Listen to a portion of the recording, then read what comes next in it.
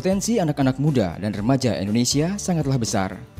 Prestasi anak muda, siswa, pelajar Indonesia kini mulai diperhitungkan oleh dunia internasional. Hal ini tidak terlepas dari prestasi yang ditorehkan anak-anak bangsa di berbagai kejuaraan internasional di berbagai bidang, seperti ilmu pengetahuan, olahraga, kesenian, dan lain-lain. Sayangnya, tidak semua dari generasi muda kita memilih prestasi sebagai cita-cita dan jalan hidup. Sebagian dari mereka ada yang terjerumus ke dalam lembah hitam narkoba, sebuah jeratan yang mampu menghancurkan hidup orang-orang yang terjebak di dalamnya. Penyalahgunaan dan peredaran gelap narkoba adalah masalah kita bersama. Kondisinya saat ini sudah mengkhawatirkan, dan sudah banyak korban yang umumnya adalah generasi muda. Bila semua pihak mampu memacu generasi muda Indonesia untuk berprestasi di bidangnya masing-masing, akan terbentuk jiwa-jiwa kuat dan sehat, karena mereka terhindar dari narkoba.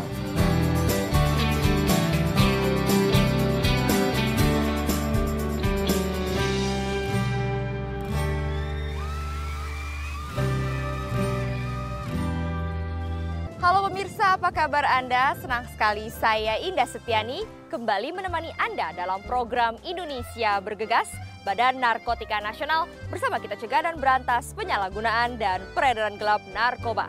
Pemirsa, harus diakui bahwa penyalahgunaan narkoba di kalangan remaja saat ini benar-benar telah menggelisahkan masyarakat. Betapa tidak, selain frekuensinya yang terus meningkat dari tahun ke tahun, menunjukkan adanya fenomena gunung es, di mana kasus yang tampak di permukaan barulah sebagian kecil dari kasus yang sebenarnya terjadi. Di episode kali ini, kita akan mengupas problematika remaja dalam menghadapi kasus narkoba.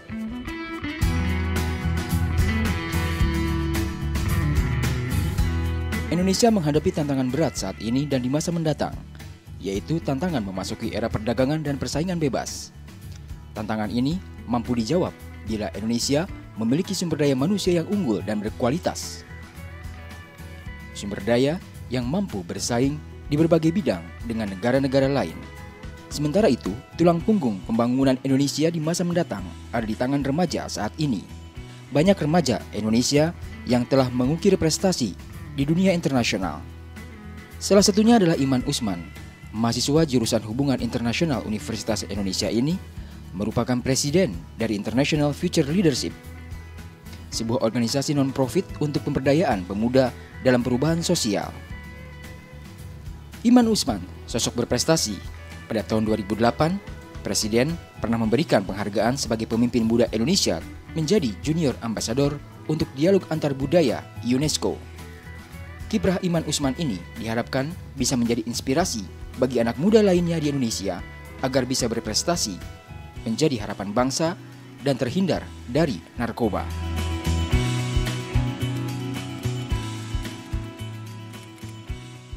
Kalau saya sih ngelihatnya narkoba bahaya banget. Yang pertama bisa nyerang fisik, itu udah otomatis gitu. Mulai dari saraf kita bisa keganggu, masalah kesehatan, daya tahan kita melemah, kemudian kita juga bisa secara psikologis juga jadi terganggu. Kita menjadi ketergantungan, artinya banyak banget sebenarnya dampak-dampak negatif gitu. Apalagi narkoba ini juga dilarang oleh hukum, artinya ada sanksi yang sifatnya tegas secara hukum, dan itu bisa jadi bahaya tersendiri bagi anak muda. Sehingga kalau saya ngelihatnya bahwa dengan dampak-dampak yang sangat besar itu, penting bagi anak muda untuk menjauhi narkoba gitu. Bentuk konkretnya kalau saya lihat bahwa anak muda yang memakai narkoba, pertama dia jadi hilang konsentrasi, hilang fokus. Jadi mimpi-mimpinya yang selama ini yang mau dicapai, ya misalnya dia mau jadi dokter, dia mau jadi misalnya penulis, dia mau jadi insinyur, jadi hilang dengan fokus mimpi-mimpinya, susah untuk mencapai tujuan hidupnya. Kemudian yang kedua, saya ngelihat bahwa anak-anak muda yang terkena atau menjadi korban dari penggunaan narkoba, mereka juga secara fisik seperti yang saya sebutkan tadi jadi semakin melemah, dan sehingga mereka sulit untuk menjalankan aktivitas-aktivitas dalam kehidupannya, dan secara finansial juga habis, dan pada akhirnya bisa berujung pada menggunakan jalan-jalan yang tidak baik seperti kriminalitas dan lain-lain gitu. Kalau saya ngelihatnya, yang pertama mereka harus tahu apa sih yang menjadi kesukaan dia, apa sih yang menjadi passion dia, apa sih yang menjadi daya tarik dia. Jadi menggali terus, mengeksplor terus gitu. Apakah mau tertarik dalam bidang musik, bidang misalnya tulis-menulis atau misalnya olahraga, terus gali itu dan dalami itu dan fokus ke situ sehingga pada akhirnya banyak kegiatan-kegiatan yang bermanfaat. Yang kedua, mereka juga bisa mulai aktif terlibat di masyarakat. Saya rasa ada banyak masalah-masalah sosial yang kita hadapi saat ini, mulai dari orang kelaparan, orang yang nggak bisa mengakses pendidikan, orang yang nggak bisa mendapatkan akses kesehatan, dan lain-lain. Ada banyak masalah yang sebenarnya bisa kita tangani dan kita anak muda seharusnya bisa jadi agen perubahan, bisa jadi orang yang juga ikut serta menyelesaikan masalah-masalah itu. Dan ada banyak pilihan-pilihan kegiatan lain, apakah itu di sekolah, di kampus, di pekerjaan. Ada banyak pilihan dan seharusnya anak-anak muda nggak perlu sampai harus nyari kerjaan lain, yaitu misalnya pakai narkoba gitu. Karena ada banyak kegiatan lain yang bisa dikerjain. Saya setuju banget kalau ada pendapat yang bilang bahwa anak muda itu harapan bangsa. Karena udah jelas bahwa nanti kita akan melanjutin kepemimpinan di negeri ini, kita akan menentukan nasib bangsa kita di masa yang akan datang. Tapi sebenarnya bahwa anak muda bukan hanya ngomongin nanti kalau udah 20 tahun lagi kita mimpin bangsa ini, tapi saat ini pun kita sebenarnya juga harapan bangsa gitu. Kita bukan hanya besar dari segi jumlah, ada 60 juta lebih anak muda di Indonesia, jumlah yang sangat besar yang sayang banget kalau disia-siakan.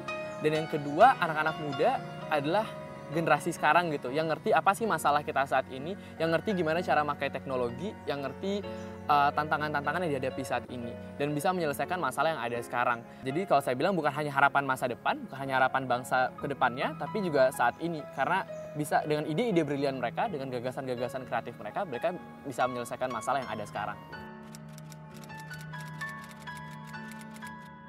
Cara gampangnya adalah yang pertama, kita sebagai anak muda harus tahu dulu apa sih itu narkoba, apa sih yang bisa menyebabkan narkoba, apa bahaya-bahayanya. Jadi kita sebagai individu bisa mencegah diri kita sendiri untuk terjerumus dari narkoba. Yang kedua, kalau kita udah tahu, kita bisa mencoba untuk ngasih tahu orang-orang di sekitar kita, keluarga kita, teman kita, orang-orang di sekolah, di teman bermain, dan lain-lain, tentang bahaya narkoba, sehingga pada akhirnya bukan hanya kita yang terhindar dari narkoba, tapi juga orang-orang di sekitar kita.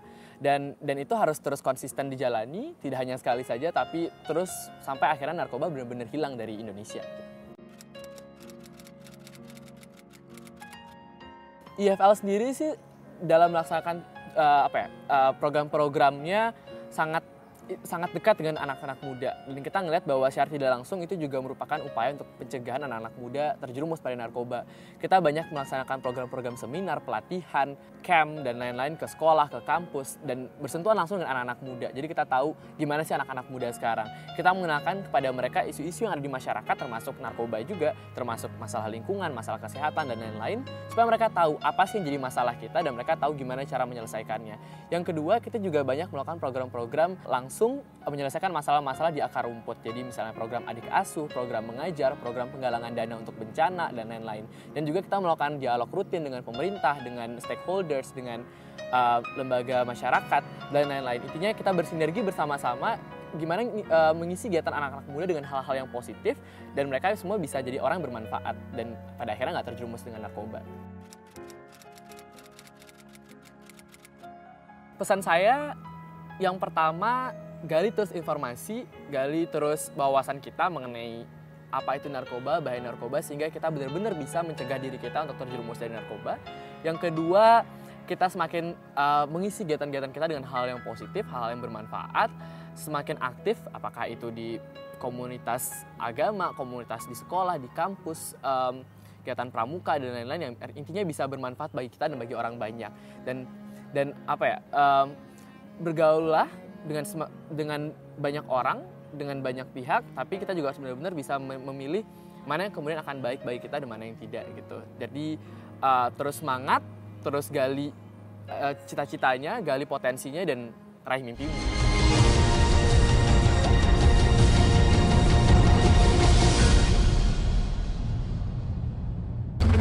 Narkoba? Gampang, Endingnya kebaca, bro. hidup kita bakal hancur. Pertama, sekolah lo bakal berantakan.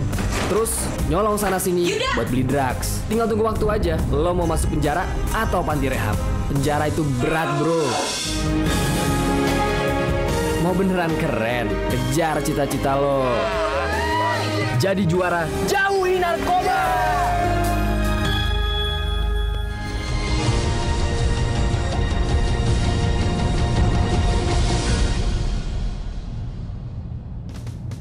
pemirsa, Anda masih bersama saya Indah Setiani dalam program Indonesia Bergegas Badan Narkotika Nasional. Bersama kita juga dan berantas penyalahgunaan dan peredaran gelap narkoba.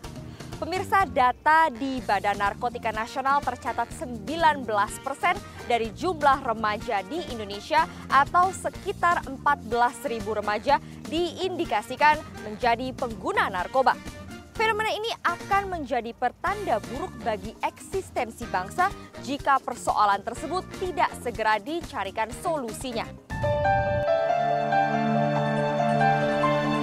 Pola pergaulan sangat berpengaruh terhadap kehidupan seseorang.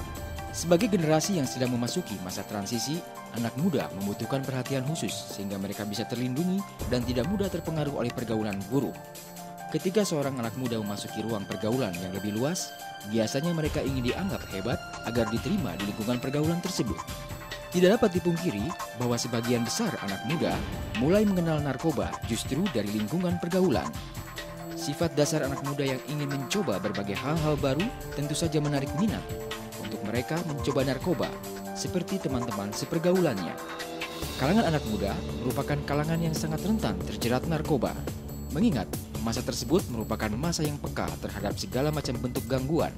Pada fase inilah mereka membutuhkan arahan dan bimbingan untuk melewati masa tersebut dengan wajar.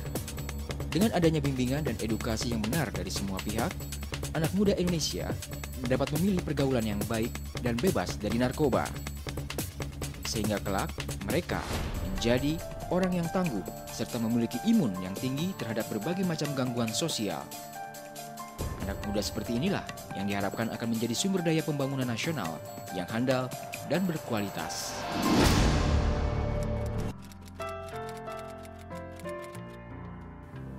Dilihat memang angka-angka itu menunjukkan bahwa makin banyak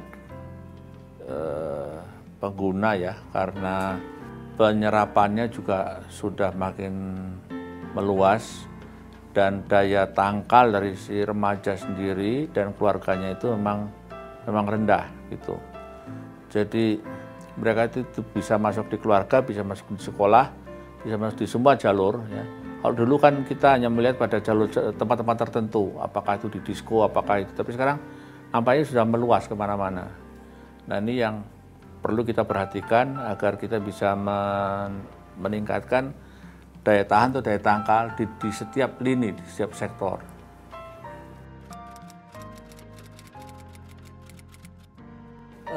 Suatu usia ya, di mana anak itu antara anak dan dewasa. Jadi dewasa belum, tapi anak-anak juga bukan. Dan pada saat seperti itu biasanya remaja itu sedang mencari-cari identitas dirinya, apakah itu egonya, apakah dia mulai menjadi kepengen dilihat sebagai orang yang udah dewasa, dia pengen jadi orang, dia pengen penghargaan dan sebagainya. Nah, ketika dia tidak mendapatkannya dari sekolah, mungkin di sekolah kurang baik, atau sekolahnya yang kurang baik, atau prestasinya kurang baik, ataukah di rumah juga tidak mendapatkan perhatian karena orang tuanya sibuk dan sebagainya, maka yang ada dia mencari keluar. Mencari keluar itu banyak yang menampung. Termasuk salah satu antaranya adalah narkoba ini. Dan ketika dia di kalangan narkoba itu kemudian dianggap sebagai orang, sebagai jagoan, sebagai pahlawan, gitu ya. Nah, tentu saja dia makin tertarik dan makin terlibat begitu. Bagaimana caranya? Biasanya orang itu mulai mencoba karena diajak sama kawan gitu. Tidak ada anak yang lahir sudah narkoba dari lahir, nggak ada. Diajak sama kawan. Prosesnya ya seperti juga bagaimana dia mulai merokok dulunya gitu. Anak itu memang harus ditanamkan bahwa narkoba itu jelek dan jangan coba narkoba. Tetapi kemudian ketika orang tua di rumah, tempat bermainnya, tempat belajarnya di sekolah, itu tidak memberikan dia kepuasan secara psikologis, tidak menghargai dia, tidak menganggap dia pokoknya kecewa lah di rumah itu. Dia lari ke pihak ketiga. Pihak ketiga itu ada banyak macam gitu. Ada yang baik, ada yang jelek. Tapi kalau dia kena di narkoba, kenalah dia gitu. Jadi mesti penting itu di tempat keluarganya, di tempat sekolahnya itu harus anak itu puas atau itu senang, anak itu happy. Anaknya happy di situ, nggak akan dia ke sini. Gitu. Kalau dia nggak happy di sebelah sini, akan cari ke sebelah sini pasti itu. Sebetulnya orang tua itu harus sejak awal harus ditumbuhkan hubungan kepercayaan, hubungan emosional yang erat dengan anak. Jadi jangan anak itu dari awal itu kerjanya hanya disuruh misalnya belajar melulu ya, atau disuruh yang ini itu dilarang melulu, tapi tidak pernah diberi kesempatan untuk mengembangkan diri. Nanti dia mungkin pengen main bola, nggak boleh gitu. Kenapa? Karena harus belajar dulu. Nanti habis belajar, bolanya udah sore, udah nggak bisa main bola lagi seperti itu ya. Nanti main bola nggak, matematika juga nggak, jadinya narkoba gitu. Jadi anak itu harus diterima, dikembangkan sesuai dengan kesenangannya, sesuai dengan bakatnya. Yang mau melukis-melukis, yang mau main musik, yang mau main bola. Tapi anak itu harus senang lah pokoknya. Nah kalau anak itu senang ketika waktu dia masih sekolah masih balita, masih sekolah itu, tentu dia akan sayang sama orang tuanya. Orang tua yang disayang sama anak itu biarpun anak itu pergi ke laut kemana, kutub utara, aman. Gitu. Tapi kalau anak yang tidak senang sama orang tuanya, itu pergi ke warnet sebelah sudah kena narkotika. Gitu. Jadi hubungan emosionalnya harus dijaga. Ini lebih ampuh daripada menyewa detektif untuk mengawasi anak itu kemana-mana. Gitu. Yang penting kita menjaga ini, sistem ini harus berjalan. Dia akan dengan sendirinya remaja tidak akan terperosok. Kalau dia ada dalam tengah-tengah lingkungan yang oke. Coba kalau mau melihat ini ya, masalah ini, jangan melihat pada remaja yang bermasalah bingung. Jawabannya itu ada di dalam remaja yang tidak bermasalah. Itu di situ jawabannya. Misalnya bagaimana anak ini berhubungan dengan orang tuanya, bagaimana anak ini misalnya yang menjadi juara olimpiade ini, olimpiade itu kan bisa jadi juara olimpiade itu. Kenapa? Kenapa dia nggak jadi narkotik? Padahal orang tuanya sama-sama pegawai, sama-sama orang tuanya sama-sama sibuk. Yang sini kok bisa? Ini harus dipelajari gitu. Ya, bukan ini. Kamu jangan gini, udah tahu mereka.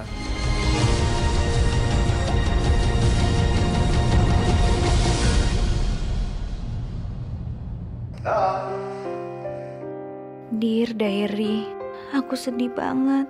Papa, Mama makin sibuk aja sama kerjaan mereka. Aku kesepian sendiri, sedih, kecewa, takut. Aku gak mau kepedihanku ini membuatku lari ke narkoba. Please, bawa Papa, Mama pulang. Perhatian dan doa orang tua menjauhkan anak-anak kita dari narkoba.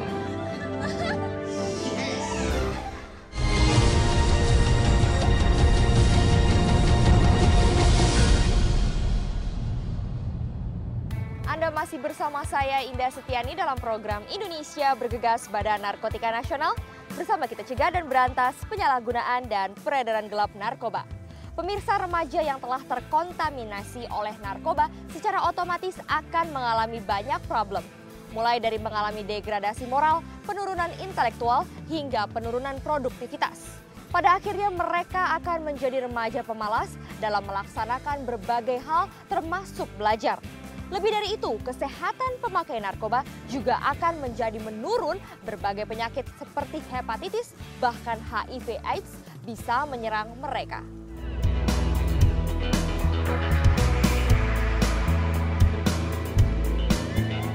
Sejak 15 tahun yang lalu, Ibu Rian yang pernah menjadi pebisnis properti sukses dan Ibu Rosi yang seorang dokter telah memutuskan untuk turun tangan langsung ke lapangan. Bermula dari sekedar membuka sekolah informal untuk mengajarkan membaca dan menulis, kini dua perempuan yang akrab dipanggil ibu kembar itu membuka sekolah darurat mulai dari bangku TK hingga sekolah dasar.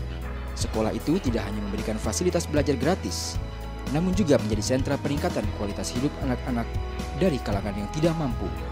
Kiprah ibu kembar untuk mengurusi anak-anak miskin ini telah diakui publik. Berkat sekolah yang sederhana ini, ribuan anak dari keluarga kaum miskin telah berhasil menemukan kembali harapan masa depannya. Setiap tahunnya, tak kurang dari 2.000 anak terdaftar di sekolah darurat Kartini. Mereka diberikan berbagai macam pendidikan, untuk merajut masa depannya. Mengingat murid-muridnya banyak yang berlatar belakang sebagai anak jalanan dan resiko akan terjeratnya mereka dalam penyalahgunaan narkoba sangat tinggi. Kedua ibu kembar ini berusaha maksimal memberikan pengertian kepada anak didiknya akan dampak buruk narkoba bagi masa depan mereka. Sosok ibu kembar ini memberikan inspirasi kepada para orang tua dan guru untuk bersama-sama melindungi anak dari bahaya narkoba. Aduh, saya senang sekali di sini ya, pemirsa, ditemani oleh ibu-ibu ini. Dan sekarang saya mau bertanya dulu nih, awal didirikannya sekolah darurat Kartini ini seperti apa sih Bu ceritanya? Siapa duluan yang mau cerita? Saya tadinya sendirian tahun 90 di daerah-daerah kumuh untuk membuat sekolah Kartini, darurat Kartini. Setelah tahun 96 saya baru bersama-sama Ibu Rian. Jadi setelah tahun 96 berdua dan kita muridnya semakin banyak karena berdua dan media cetak ataupun elektronik jadi kenal kepada kita. Tadinya nggak kenal. Apa sih yang menginspirasi Ibu untuk mendirikan sekolah darurat Kartini ini? Kita memang harus mendirikan sekolah untuk anak-anak agar mereka dapat menyongsong masa depan dengan baik dan tentunya menjadikan anak-anak yang berkarakter. Oke, nah ini kan kita lokasinya ada di dekat rel kereta api ya. Nih, bunyinya aja udah kedengeran ya rel kereta api. Nah, mungkin bisa diceritakan nggak sih, ini kan kondisi seperti ini dekat dengan bahaya ancaman narkoba, terutama kepada anak-anak yang usianya masih muda ya Bu ya. Nah, Ibu bisa ceritakan nggak sih, ada nggak sih kasus-kasus seperti ini, seperti anak yang ditawari oleh narkoba, terutama yang di sekolah di sini? Nah, begini, kita nggak ada, tidak ada, dan itu semua kan kita ajarkan agama. Lewat agama kita bisa membentuk anak-anak. Jadi dengan cara keterampilan dia waktunya habis terus tidur. Sekolah keterampilan kan yang penting makan, terus tidur, besok sekolah lagi. Jadi tidak ada narkoba.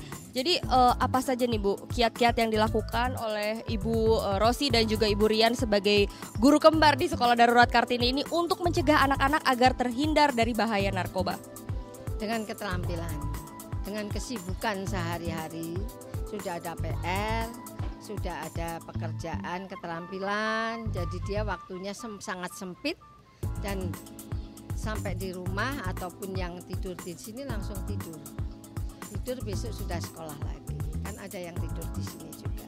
Yang pasti Ibu berdua ini berusaha sebagaimana mungkin untuk melindungi anak dari pengaruh narkoba ya Bu ya.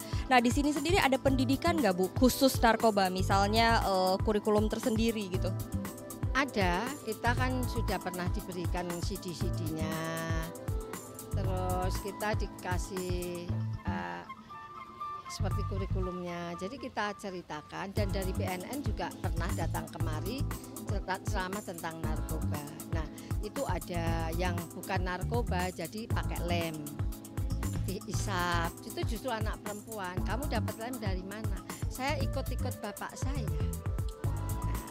Ternyata bapaknya sudah tua, bukan muda lagi. Nah, jadi hal-hal yang seperti itu di sekolah nggak ada, tapi di rumah ada begitu. Makanya kita ajarkan tentang narkoba, jauhilah narkoba dan segala resikonya kita ajarkan di sini supaya dia dapat diterima di masyarakat untuk bekerja. Kan sudah miskin, nanti tidak pandai. Nanti narkoba siapa yang mau menerima? Nah itu kita berikan gambaran sejauh mungkin akibatnya narkoba. Iya baik, luar biasa sekali bincang-bincang kita siang ini dengan Ibu Rian dan Ibu Rosi, guru dari Sekolah Darurat Kartini. Semoga saja bincang-bincang tadi dapat bermanfaat bagi kita semua dan juga menjadi inspirasi agar anak lebih terlindungi dari bahaya narkoba. Kita masih di program Indonesia Bergegas, bersama kita cegah dan berantas penyalahgunaan dan peredaran gelap narkoba.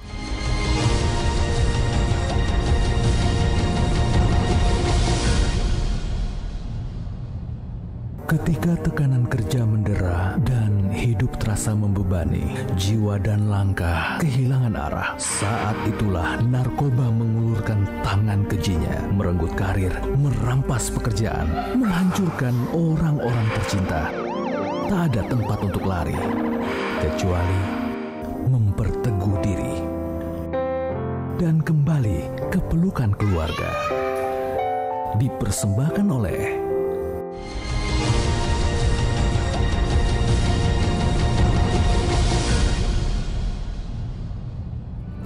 Pemirsa, akhir dari suatu perkembangan remaja adalah pembentukan identitas diri. Pada saat ini, segala norma dan nilai yang sebelumnya merupakan sesuatu yang harus dipatuhi agar tidak mendapat hukuman berubah menjadi suatu bagian dari dirinya dan merupakan pegangan atau falsafah hidup yang menjadi pengendali bagi dirinya. Dalam kondisi seperti inilah remaja diharapkan dapat mengarahkan kemampuannya untuk menciptakan Indonesia yang lebih baik. Demikian pemirsa perjumpaan kita dalam program Indonesia Bergegas Badan Narkotika Nasional. Bersama kita cegah dan berantas penyalahgunaan dan peredaran gelap narkoba. Saya Indah Setiani, sampai jumpa.